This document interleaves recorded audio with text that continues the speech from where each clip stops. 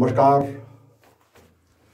एक बार फिर YouTube के इस चैनल पर मैं सुभाष शर्मा, आपका वीडियो ब्लॉगर, आपके बीच आज का इस वक्त का सबसे बड़ा मुद्दा लेकर के आया हूं, क्योंकि हमारे इस वक्त जीवन से प्रयोग किए जा रहे हैं। इस वक्त हम प्रयोगशाला के गिनी पिग बन चुके हैं। हम इस वक्त हिंदुस्तान के वैक्सीन निर्माताओं के और उन वैक्सीन निर्माताओं पर जिन लोगों को नजर रखनी थी, जिन लोगों को नियंत्रण रखना था, इन दोनों की जुगलबंदी की वजह से आज एक आम हिंदुस्तानी एक गिनी पिग हो गया, हमारे ऊपर प्रयोग किए जा रहे हैं। मेरा आज का विषय है, थोड़ा सा फनी है लेकिन इसके अर्थ बहुत गहरे हैं, बहुत गहरे अर्थ हैं इसके। सुनिएगा थोड़ी देर। ये आपके और मेरे जीवन से जो खिलवाड़ चल रहा है ये उसके विषय में है। हेडिंग को एक हंसी मजाक समझ के मत छोड़ दीजिएगा। एक्चुअली पूरा सुनेंगे तो आपको लगेगा हाँ यही तो हो रहा है। विषय है, जब मोदी सरकार से पजामे का कपड़ा छोटा सिल गया तो ये सरकार कच्छे के फायदे बताने लगी।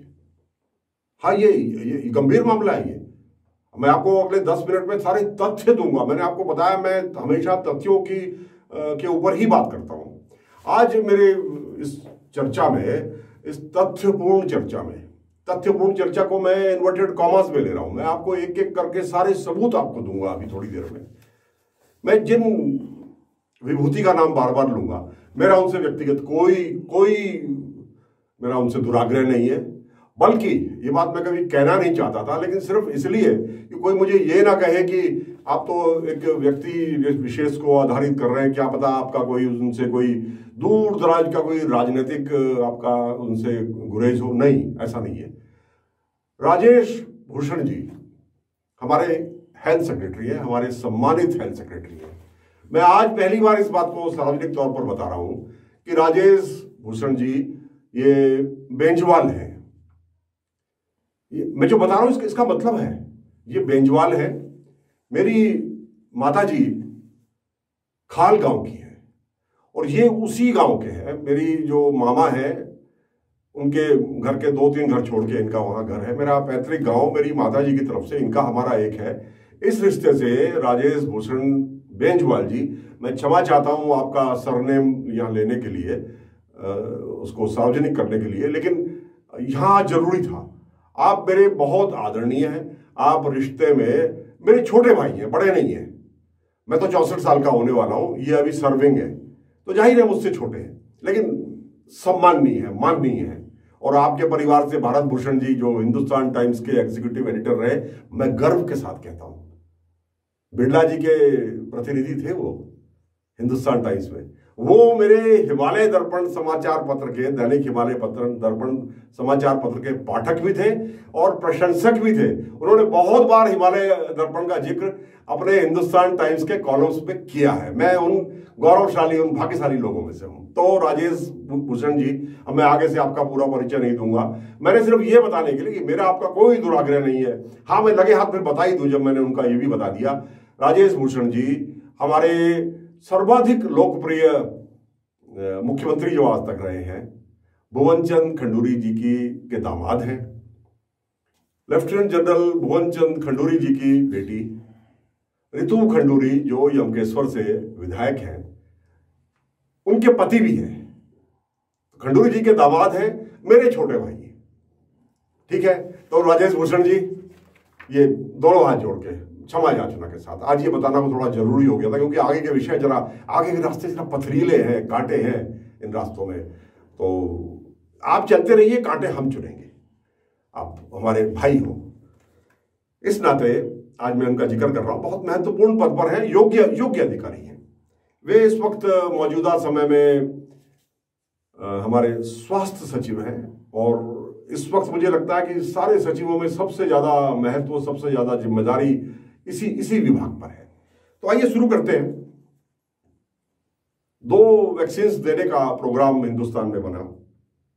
एक बना कोविशील्ड का और एक बना कोवैक्सीन का। तो कोवैक्सीन तो भारत बायोटेक बना रही है, उनका प्रोडक्शन कम है और उनकी हिस्सेदारी जो हिंदुस्तान भर में आएगी टोटल वैक्सीन की वैक्सीनेशन की वो 10 से 15% से ज़्यादा नहीं आएगी। बाकी सारा का सारा हिस्सा, अब वो कैसे गया हिस्सा हमें इसकी जानकारी में इस वक्त आज नहीं पड़ता कैसे वो हिस्सा गया। बाकी का सारा जो हिस्सा है वैक्सीन बांटने का, वो कोविशील्ड, मैंने पिछले 1-2 एपिसोड्स पे थोड़ा सा नामों में गलती की है, मैं उसके लिए भी क्षमा चाहता हूं, लेकिन मेरे प्रबुद्ध समर्थकों ने, प्रबुद्ध दर्शकों ने उसको पकड़ लिया और उसको पॉइंट आउट भी किया।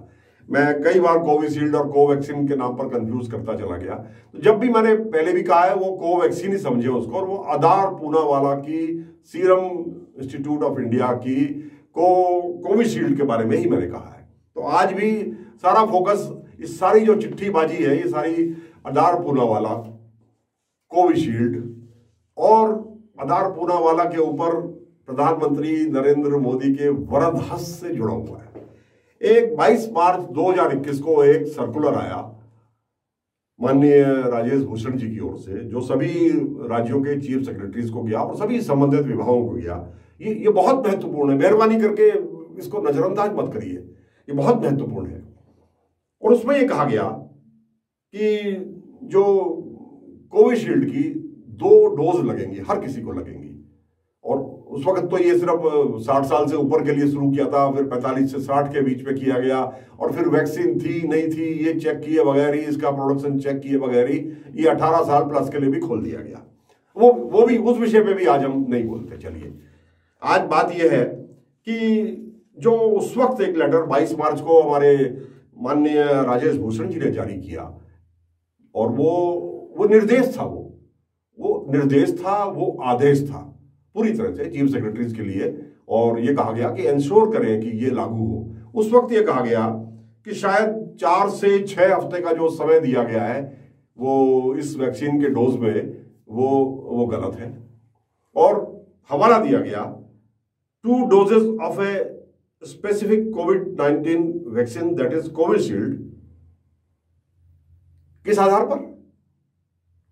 इन view of the emerging scientific evidence, अर्थात वैज्ञानिक तो तथ्य सामने आए, उनके आधार पर यह डिसाइड किया जाता है कि पहली डोज के बाद 4 से 8 हफ्ते के अंदर, 4 से 8 हफ्ते के अंदर ये डोज किसी भी पीड़ित व्यक्ति को या जिसको भी संक्रमण से बचाने के लिए ये वैक्सीन दी जा रही है, उनके लिए ये आवश्यक है। हालांकि इसकी जरूरत क्या थी ये समझ नहीं आया। 4 से 6 हफ्ते को 4 से 8 हफ्ते उस वक्त किया था इन्होंने। ये सबने मान लिया कि चलिए, हो सकता है एडमिनिस्ट्रेटिव प्रॉब्लम, लॉजिस्टिक दिक्कतें, वैक्सीन लाने ले जाने, इसमें छुट्टियां भी, हमारे यहाँ तो छुट्टी के दिन काम करने की आदत नहीं है ना, दिन त्योहार पर हमारा मूड नहीं होता कि आज लाइन पर लगे। तो इन सब चीजों को ध्यान में रखते हुए शायद 4 से 6 हफ्ते के बजाय इसको 4 से 8 हफ्ते किया गया। लेकिन जो इसके पीछे दलील दी गई वो बहुत महत्वपूर्ण है। दलील ये दी गई कि एक संस्था है जो इन चीजों को हमेशा स्टडी करती रहती है, उसका नाम है national technical advisory group on immunisation, NTAGI। ये एक संस्था है जो मान्यता प्राप्त है। इसके अंदर जो विद्वान है, इसके अंदर जो इसके मेंबर्स हैं, वो ज्यादातर इसके जो टेक्निकल लोग हैं, जो ब्यूरोक्रेट्स हैं, मैं उनका तो उनकी कोई अहमियत नहीं, उनके किसी भी शब्द की, किसी भी वाक्य की कोई अहमियत नहीं है, क्योंकि आप एक ही बात को 2 लाइन में भी कह सकते हो, उसी बात को आप दो पैराग्राफ में भी नहीं कह सकते। ये आपको ट्रेनिंग दी जाती है सिखाने के लिए। तो जो इस पर टेक्निकल लोग हैं, जो एक्सपर्ट्स हैं, उनकी राय इसमें महत्वपूर्ण होती है। तो इन सब की राय थी कि 2 डोजेस के बीच में जो दूरी है वो 4 से 6 हफ्ते के बजाय 4 से 8 हफ्ते करीब कर दी गई। इसमें कोई भी बात नहीं है, ये बिल्कुल सही है। इसको हमने एज इट इज यहां पर स्वीकार कर लिया। ठीक है जी। अब इसमें जो सबसे महत्वपूर्ण इस चिट्ठी का अंश है वो पढ़िए, मेहरबानी करके सारे काम छोड़ के उसको देखिए, क्योंकि आपको किस तरह से बेवकूफ बनाया जा रहा है ये चिट्ठी से, इसी चिट्ठी से जिसका ये 3रा पैराग्राफ है, उसी से उजागर होगा। आगे ये लिखते हैं, keeping the existing scientific evidence in view. जो अभी हमारे पास वैज्ञानिक तथ्य मौजूद है इस वैक्सीनेशन के इस्तेमाल के, उसमें लगता है कि अगर second dose of Covishield is administered between 6 to 8 weeks, अब यहां से इनको ये संकेत मिलने लग गए थे कि अडार पूनावाला जी की जो इनकी कोविशील्ड वैक्सीन है उसको अभी आने में देरी होगी। तो अब ये तो संदेश वाहक होते हैं ना अधिकारी, अपनी सरकार के, अपने मंत्री जी के संदेश वाहक होते हैं। तो इन्होंने यहां पर बैकग्राउंड बनानी शुरू कर दी। इन्होंने कहा कि जो साइंटिफिक एविडेंस अभी मिले हैं तो जो 4 से 6 हफ्ते के या 4 से 8 हफ्ते के पहले मिले थे तो वो गलत थे। अब यहाँ 4 वाले को तो हटा दिया इन्होंने 6 से 8 हफ्ते करा, और साथ में ये कहा कि अगर 6 से 8 हफ्ते में का गैप रख के इस वैक्सीन को लेंगे तो आपको ज्यादा लाभ होगा। और यहाँ इस पूरी आज की वार्ता का जो सबसे सेंसिटिव बिंदु है, जिस बिंदु पर हर आदमी को अपनी अपनी अपनी आवाज उठानी चाहिए, वो ये है कि यही लेटर आगे कहता है लेकिन but not later than stipulated period of 8 weeks. लेकिन 8 हफ्ते से ज्यादा देरी ना हो जाए। 8 हफ्ते से ज्यादा देरी हो गई तो इसके जो निहितार्थ छिपे हुए वो ये है कि पहली डोज का असर कम हो जाएगा। ये दूसरी डोज जो है ना, ये एक किस्म की बूस्टर डोज है कि जब एंटीबॉडीज शरीर में डेवलप हो जाएंगी इस वैक्सीन बीमारी के इस क्या नाम है इसका, जो ये बीमारी है कोविड है, इसके खिलाफ जब ये एंटीबॉडीज डेवलप हो जाएंगी तो ये समझिए लोहा गर्म है। इस वक्त हम एक डोज और ले लेंगे तो वो उसका वो असर मल्टीप्लाई होगा। लेकिन चेतावनी है साथ में, ये चेतावनी मेरे प्रिय छोटे भाई राजेश भूषण जी, ये आप ही के हस्ताक्षरों से जारी हुई है। इसमें आपने लिखा है लेकिन 8 हफ्ते से ज्यादा ना हो इसका समय, 8 हफ्ते के अंदर अंदर आपको लेनी जरूरी है। और union health secretary all the states and UTs to take necessary steps to widely disseminate the message of revised dosing interval। ठीक है, अब आपने यहाँ जितने भी इसके वैक्सीनेशन के मैनेजर्स हैं, प्रोग्राम मैनेजर्स हैं और वैक्सीनेटर्स हैं, इन सबको कह दिया कि ये कोविशील्ड को आप बस 8 हफ्ते के अंदर अंदर ले लो। और 6 से 8 हफ्ता अगर में लेंगे आप, क्योंकि उधर जैसे जैसे उनकी वैक्सीनेशन जो उनका जो मैन्युफैक्चरिंग है अडार पूनावाला का, उसकी जो कोविशील्ड की मैन्युफैक्चरिंग में डिले हो रही है, आप कन्वीनियंटली आप समय बढ़ाते जा रहे हैं। ये इस चिट्ठी का मतलब है। यहां तक हमने मान लिया, ये वैज्ञानिक आधार पर है और इसमें जो वैज्ञानिक संस्थाएं हैं उनको कोट भी किया गया है। अब जो सनसनी है, सनसनी, मैं इसको फ्रॉड बोलूंगा। फ्रॉड, ये आपके और हमारी स्वास्थ्य के साथ, आपके और हमारे जीवन के साथ फ्रॉड किया गया। ये सब स्क्रीन पे साथ साथ चल रहा है। मेहरबानी करके आज सारे काम छोड़ के आप ये देखिए ये किस तरह से आपके जीवन के साथ खिलवाड़ सिर्फ कागजों में हेराफेरी करके किया जा रहा है, कागजों में हेराफेरी करके। क्या वो वायरस हेल्थ मिनिस्ट्री का जियो पढ़ता है? क्या वो हेल्थ मिनिस्ट्री के जियो से चलता है? क्या वो हमारे स्वास्थ्य सचिव के आदेश से डरता है वो वायरस? क्या मजाक आपने की है। अब आगे ये कहते हैं ये इन्होंने 13 तारीख को किया, 13 मई को, क्योंकि इस वक्त पूरी दुनिया में हाहाकार है।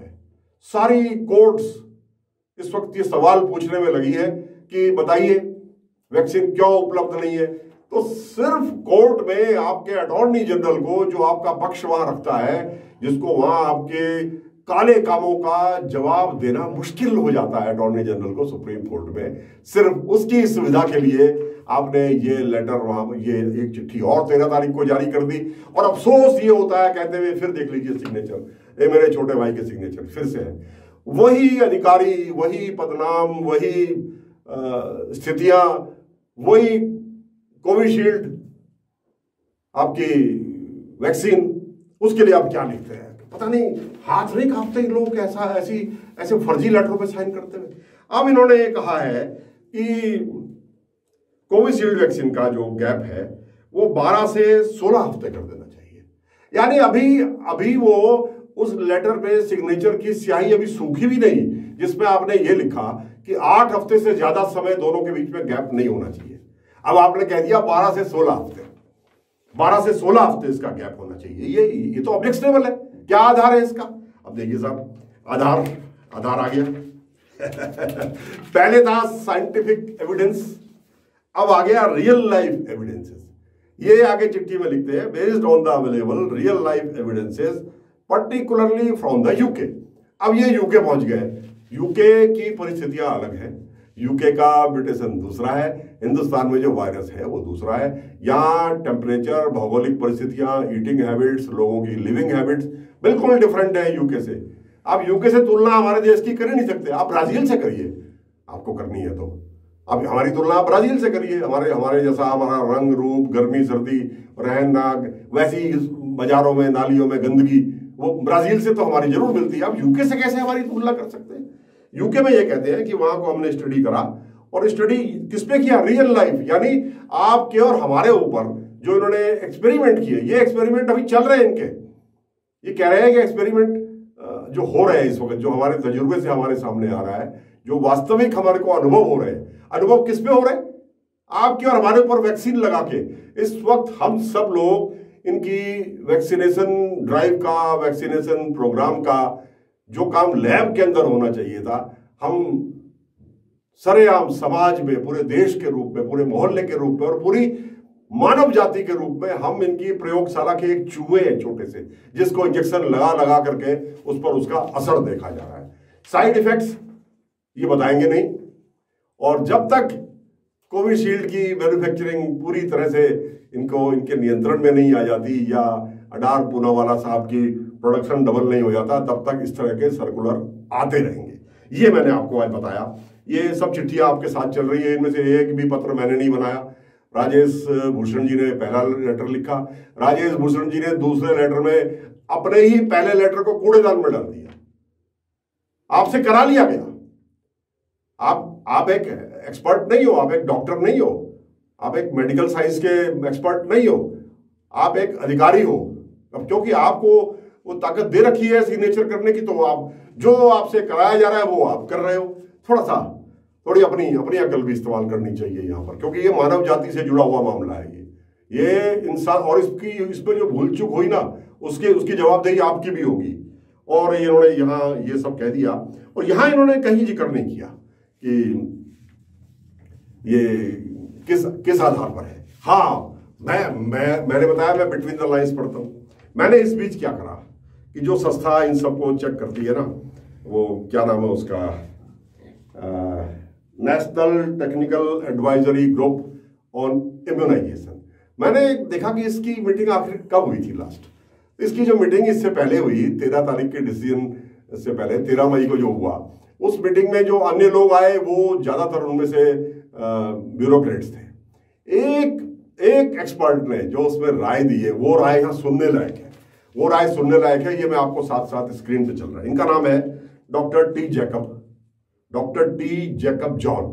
अब यह ये कह करके इसको नजरअंदाज कर दीजिएगा कि ये डॉक्टर टी जैकब जॉन जो है, ये तो केरला के लगते हैं, हो सकता है ये मोदी विरोधी हो। ये कृपया करके इतने घटियापन पर यहाँ कोई ना उतरे। इनको वर्ष 2000 में अटल बिहारी वाजपेयी जी की सरकार में इनको इस संस्था का मेंबर बनाया गया था।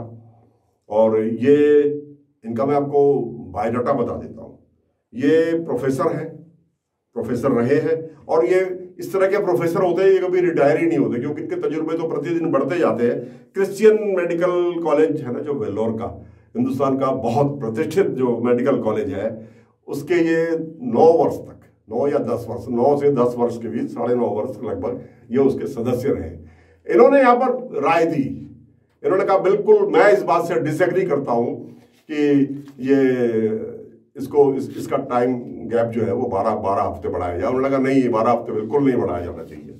12 हफ्ते बढ़ाने की बात उन लोगों के लिए बीच में है। उन्होंने कहा उनका तो आप 6 हफ्ते तक भी बढ़ा दो, अगर 24 हफ्ते भी, जिन लोगों को एक बार ये बीमारी हो गई कोरोना, क्योंकि ये बीमारी होने के बाद जो इम्यूनिटी बॉडी में आती है वो सबसे ज्यादा होती है, वो किसी वैक्सीन की पहली डोज से भी नहीं आती। ये इन्होंने इसमें अपनी राय रखी कि ये गलत है जो 12 हफ्ते बढ़ाया जा रहा है। जो लोग अभी संक्रमित नहीं हुए, जिनके शरीर में अभी एंटीबॉडी डेवलप नहीं हुई, उन लोगों के लिए ये 12 हफ्ते से और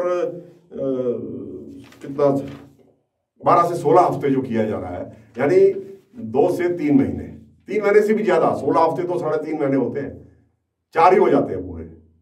एक महीने में 4 हफ्ते होते हैं और 2 ही दिन बचते हैं। तो इन्होंने इसको 3 से 4, 2.5 महीने से 4 महीने इन्होंने जो कर दिया, इसका बहुत जबरदस्त उन्होंने डॉक्टर टी जैकब जॉन ने विरोध किया। और उन्होंने तो इसको यहां तक कहा ये जो आपका नया आदेश आ रहा है, ये जो नया आपका स्टैंड है, ये स्टैंड मानव जाति को बचाने के लिए नहीं बल्कि अडार पूनावाला की वैक्सीन को बचाने के लिए किया जा रहा है। ये आरोप उन्होंने लगा दिया। अब इसके जवाब सरकार को देने होंगे। मैंने ये सारे तथ्य बहुत रिसर्च के बाद ये सब मैंने इसमें ढूंढे हैं। सवाल ये है कि जब 8 हफ्ते के बाद लगाना बेकार है, उसके बाद उसका असर खत्म हो जाएगा, तो जो 11-12 करोड़ लोगों को जिनको पहली डोज लग गई थी और उसके बाद जिनको अब ये डोज देर से लग रही है, 8 हफ्ते से ज्यादा देरी से लग रही है, तो क्या वो कूड़ेदान में गई? क्या हुआ उस डोज का? उसका असर है कि नहीं है? क्या ये असर किसी हेल्थ सेक्रेटरी का या किसी दूसरे ब्यूरोक्रेट का या नीति आयोग के आपके डॉक्टर पॉल का या डॉक्टर एन.के. अरोड़ा का, क्या इनका मोहताज होगा? इनका एक बयान होगा और वो सच हो जाएगा? असर तो जो कोरोना के उसका वायरस का है वो अपने तरीके से चलेगा। वो आपका जियो पढ़ करके मल्टीप्लाई नहीं करता, वो आपका जियो पढ़ के म्यूटेट नहीं होता। और उसके असर का जो साइंटिफिक एविडेंस है वो आपने 22 तारीख को इनोसेंस में, उस वक्त आपको ये उम्मीद नहीं थी, उस वक्त आपको ये लगा कि हाँ तब तक तो ये अडार पूनावाला की वैक्सीन आई जाएगी, तो क्या वो बेकार हो गई? ये कितना बड़ा अपराध हमारे आम हिंदुस्तानी के साथ में इस वक्त किया जा रहा है। मैंने आपको आज ये तमाम चीजें आपको बताई और मैंने यहाँ पर आपको एक एक चीज के तथ्य दिए। और यहाँ पर वर्ल्ड हेल्थ ऑर्गेनाइजेशन जो शुरू से ही इस वक्त जिसका चरित्र संदेहास्पद है, वर्ल्ड हेल्थ ऑर्गेनाइजेशन जिसने आज तक चाइना के इस षड्यंत्र का खुलासा नहीं किया, वो भी कहीं ना कहीं अपने स्वार्थों के चलते, वो बाद में पता लगता है कि वर्ल्ड हेल्थ ऑर्गेनाइजेशन से अपनी सही हो या गलत हो, अपनी बात मनवाने के लिए उसको किस देश ने कितना चंदा दे दिया, इसका खुलासा बाद में होता है। तो हो ना हो, कहीं ना कहीं इसके पीछे कोई वर्ल्ड हेल्थ ऑर्गेनाइजेशन को कंट्रीब्यूशन दे करके उनसे भी अपनी बात मनवाने का और एक सिर्फ अप्रूवल भर लेने का, जिसके कोई मायने वैसे तो है नहीं, प्रैक्टिकली तो कोई मायने उसके है नहीं, क्या ये उसके पीछे षड्यंत्र है? तो मैं यहाँ पर आपको मैंने बताया कि अब जो ये कह रहे हैं ये सारा कुछ गुड फेथ में हो रहा है अब ये एविडेंसेस में नहीं हो रहा, ये कहते हैं कि गुड फेथ में हो रहा है। और ये यहाँ ये भी बड़ा हास्यास्पद है कि ये सारे के सारे आदेश जब भी जारी होते हैं तो उसमें अलग से एक जगह मेंशन किया जाता है कि ये सारे आदेश कोविशील्ड के लिए है, अडार पूनावाला की कोविशील्ड के लिए। ये दूसरी जो दवाई है ना हमारे पास कोवैक्सीन, ये उसके लिए नहीं है। तो मैंने आपको बताया doctor NK. Arora, doctor VK. Paul, हमारे हेल्थ सेक्रेटरी राजेश जी, आपकी सबकी जो अभी तक की ये बातें हैं ये संदेह से घिरी हुई है। आपका एक लेटर दूसरे लेटर को कूड़ेदान में डाल रहा है। यहाँ अंत में बहुत डिप्रेसिंग ना हो जाए तो मुझे एक किसी ने भेजा है, मेरे साथ एक पत्रकार थी कभी, तो उन्होंने मुझे कल रात को भेजा ये कि अब तो ऐसा लगने लगा है कि जब ये 12 हफ्ते के बाद भी नहीं मिल पाएगी वैक्सीन और हम चिल्लाएंगे तो वहाँ से एक सर्कुलर आ जाएगा कि जो लोग इतने ढीठ, इतने बेशरम है कि अब 10-10, 12-12, 15-15 हफ्ते के बाद भी नहीं मरे तो उन्हें ज़रूरत ही क्या है? क्यों चिल्ला रहे हो? तुम तो वैसे ही ठीक हो गए, चिल्ला चिल्ला के ठीक हो गए। और मुझे लगता है अगला सर्कुलर यही आने वाला है। लेकिन मेहरबानी करके हेल्थ सेक्रेटरी साहब, नीति आयोग के अधिकारियों, जो आपने एक वर्किंग ग्रुप बना रखा है, उनके माननीय सम्माननीय सदस्यों, आपकी मीटिंग में तो 5,000 रुपए का खाना और 500 रुपए की कॉफी आती ही रहेगी, वो उस पर तो कोई कमी कभी नहीं आएगी। हमारी औकात नहीं है कि आपकी मीटिंग्स में वो जो महंगे 5 स्टार के होटल के जो खर्चे हैं उनको हम कटौती करा दें। मेहरबानी करके कोई ऐसा ऊल जलूल बिना तथ्यों का गैर वैज्ञानिक गुड फेथ पर आधारित कोई आदेश जारी मत करिएगा भविष्य में। आज मैंने आपके सामने एक्सपोज किया और अब अंत में आपसे पूछना चाहता हूं कि पजामा जो काट रहे थे मोदी सरकार, कपड़ा छोटा हो गया ना तो कच्चा पहनने की आदत डाल लीजिए। कच्चा बरमूडा, हाफ पैंट, कच्चा तो ये एक तुकबंदी के लिए पजामे के साथ तो कच्चा ही मैच करता है ना, वहाँ पैंट भी उसकी बन सकती है, तो वो पहनने के लिए तैयार हो जाइए, क्योंकि पजामा तो आपको मिलेगा नहीं। पजामा का तो कपड़ा जो है वो मोदी जी से उसकी डिजाइनिंग में ज़्यादा जल्दबाजी में, ज़्यादा श्रेय लेने के चक्कर में उनसे गलत कट गया। मैंने आपको आज इतना जटिल विषय बिल्कुल आम भाषा में समझाने की कोशिश की, और अंत में फिर कहना चाहता हूं कि मैं आज की तारीख में हमारी मजबूरी है, ये हमारे को ये वैक्सीन लगवाना ये जरूरी भी है और हमारी मजबूरी भी है कि क्योंकि हमारे पास ऑल्टरनेट कोई है नहीं। वो स्पुतनिक आ रही है, लेकिन स्पुतनिक के लिए कोल्ड चेन कहाँ से लाओगे, किसको बेवकूफ बना रहे हो। -20-22 डिग्री के रेफ्रिजरेटर होंगे, जिस रेफ्रिजरेटर में 20-22 डिग्री -25 डिग्री तक टेम्परेचर जाता हो, उसमें -18 डिग्री टेम्परेचर मेंटेन होगा, तब जाके वो स्पुतनिक जीवित रहेगी, वो स्पुतनिक काम की है। अगर एक बार भी बीच में इस पूरी कोल्ड चेन में, उसके लॉजिस्टिक में, उसको हैदराबाद से इधर देहरादून लाते हुए अगर एक बार भी उसका पावर ब्रेक हो गई, जिसकी पूरी पूरी संभावना हिंदुस्तान में है, तो वो वैक्सीन बेकार हो जाएगी और आप गलत फहमी में घूमते रहेंगे। तो लिहाजा वैक्सीन तो ये 2 ही है अभी हमारे पास, जब तक कोल्ड चेन नहीं बनती। बड़े बड़े महानगरों में तो हो जाए। अभी देहरादून में भी मुझे लगता नहीं है कि कोई सक्षम है यहाँ पर कोई भी हॉस्पिटल जो -20 डिग्री में, -25 डिग्री में उसको मेंटेन कर ले। तो ये दोनों दवाइयाँ, ये दोनों वैक्सीन जिसको जहाँ मौका मिले, जैसे मिले, कह दिया हाईकोर्ट ने बैकबोन और स्टील अब सांसें चुराने का समय आ गया। अपने हिस्से की सांसें चुराइए, अपने हिस्से की जिंदगी चुराइए और जीते रहिए किसी हैप्पी नोट के साथ। खुश रहिए अपने पूरे परिवार के साथ। कोविड-19 बीमारी से अपने आप को बचा करके रखिए। मेरे साथ इतनी देर जुड़े रहने के लिए आपका बहुत बहुत आभार। नमस्कार।